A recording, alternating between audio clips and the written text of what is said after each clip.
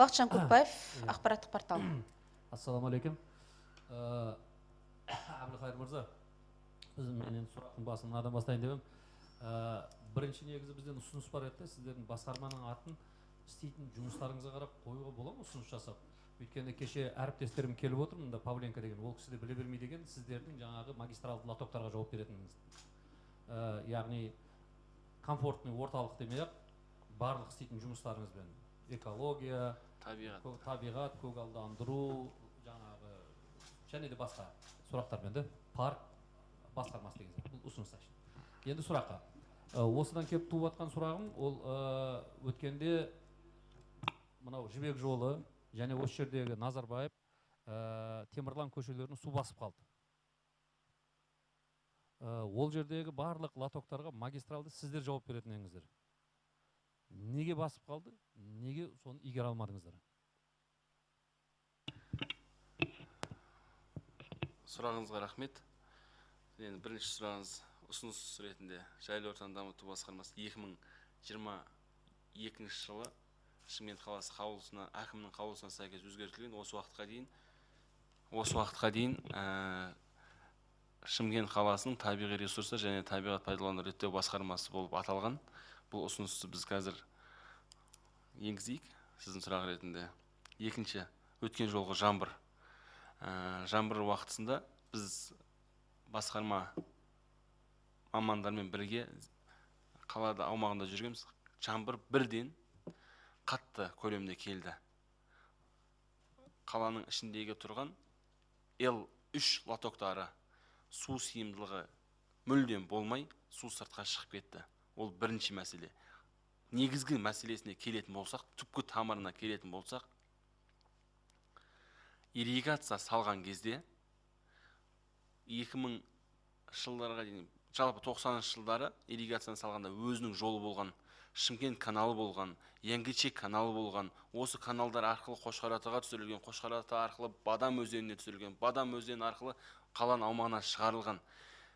Өзіңізге белгілі, мынау Шымкент каналының бойына енді канал келе жатыр, каналды алдынан бөгейді, сол жерден госақты береді, каналдың арнасын бұрып жібереді. Оның уклоны сәйкес келеді ма, келмейді ма, ешкімге қызық болмаған.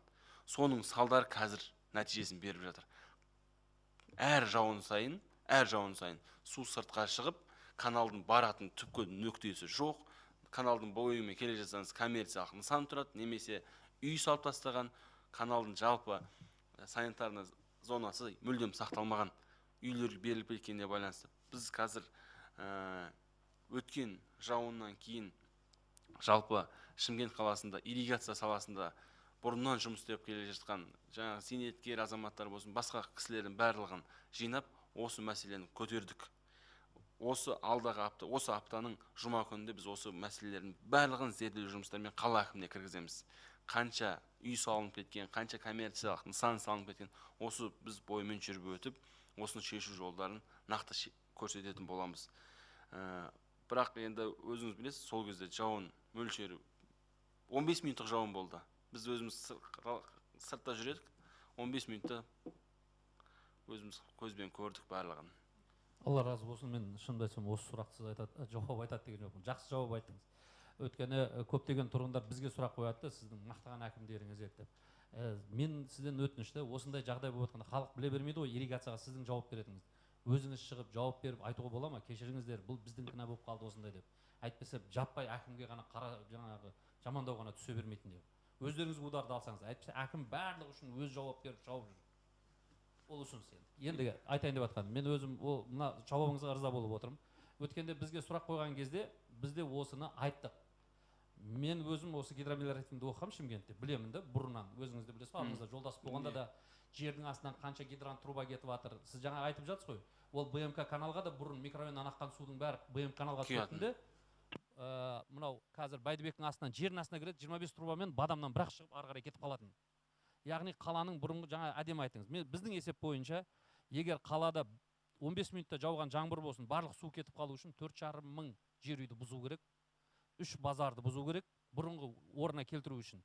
Және де одан бөлек қыруар ақша жұмсау керек. Бірақ бұны ертең коммерциялық объектінің өзі 180 объект бар екен біздің есеп бойынша. Солар жаңағы арықтың үстіне салып алған. Мен өзім барып репортаж жасадым. Айттым, мынау арық келіп тұр еді. Сен қазір үстіне салып алыпсың. Халық су тасып деп жатыр. Сені бұзайық та десек, ойбай, бизнеске зиян қыласыңдар, қыспақ қаласыңдар дейді. Бұны егер халық қолдаса, осылардың бәрін бұздырып, қаланы турлауға бола ма? Негізінде біз жаңа айттым сөздің басында қайтадан көріп жатырмыз. Енді ол бюджетке біріншіден өте үлкен нагрузка береді. Каждый нысан, объект ол мемлекеттің мұқтажын алғаннан кейін біздің және сіздің налогтан құйылған бюджеттің ақшасын сатып алынады ғой. Оны түсіндім. Енді біз қазір қарап жатырмыз. Әбеке, менде басқа ұсыныста, оны өкіметке сатып алмай емес, мысалы солардың нысандарының тұруы біздің өмір сапамыздың төмендетіп, сондай жағдайға әкелгеніне байланысты солардың өзін міндеттеуге де болады ғой. Жер асты мен жаңа отводящий канал салсын, басқасын салсын. Мысалы Атырауда, Оралда солай істеп жатыр ғой. Кәсіпкерлік нысан тұр. Мысалы оның біреуін айтайық. Қаратау ауданының әкімі тікелей мына мешітті кеше кінәлады. Мына жерге аққанына. Неге мешітті салып атқан кезде Сейітжанов соны жердің астымен өтетін жерді есептемеді. Бұл жер, мен бала кезімізде өскенбіз ғой, бұл жер ешқашан үй салынбаған. Бұрын жаңа БМК каналдан астынан аққан судың бәрі анау детский пойыздың жолына дейін жетіп, жерге сіңіп кететін. Қазір қалада көптеген объекттер салып, қала өскендіктен, бетон болғандықтан, үлкен болғандықтан бүкіл су жиналып, бір жақпан ағып жатыр. Бұрын мысалы осында да бұдан да үлкен жауынды жұтып қоятын жердің өзі ақ. Қазір ондай мүмкіндік. Бірақ біз бірнеше ұсыныс жасап жатырмыз. Ондай болса, Жапониядағыдай неге әрбір 5 этажды үйлер өзінің шатырынан аққан таза жаңбырдың суы ғой, 100 метрлік дренаж жасап, жердің астына жібермеске. Сонда көшеге де шықпас еді. Ұсыныстар өте көп экология бойынша. Нақты сұраққа көшсеңіз Бақытжан мырза. Жарайды, енді нақты сұраққа. Яғни мына Сейітжановты мәжбүрлеуге бола ма мынаның астынан суды алып өтетін дренаж жасатуға? Болмайды. Жарайды, мен өте берейін. Келесіге. Ендігі сұрағым, соңғы сұрағым. Соңғы сұрақ болсын, регламент бар бізде. Сұрақ жоқ дегенсін, мен соңына дейін күткенім сол еді. Әбілқайыр сағынып қалды өзі, көп сұрақ. Регламентті ұмытпаңыз Бақытжан мырза. Әбеке, сіз жаңа айттыңыз, 15 минутта жауды деп. Осы негізгі сұрақ еді, осыны өзіңіз айтқаныңыз. Сізге сонда Қазгидромет 15 минутта осынша жоба түседі деп ақпар берген жоқ па? Ақпарат берді.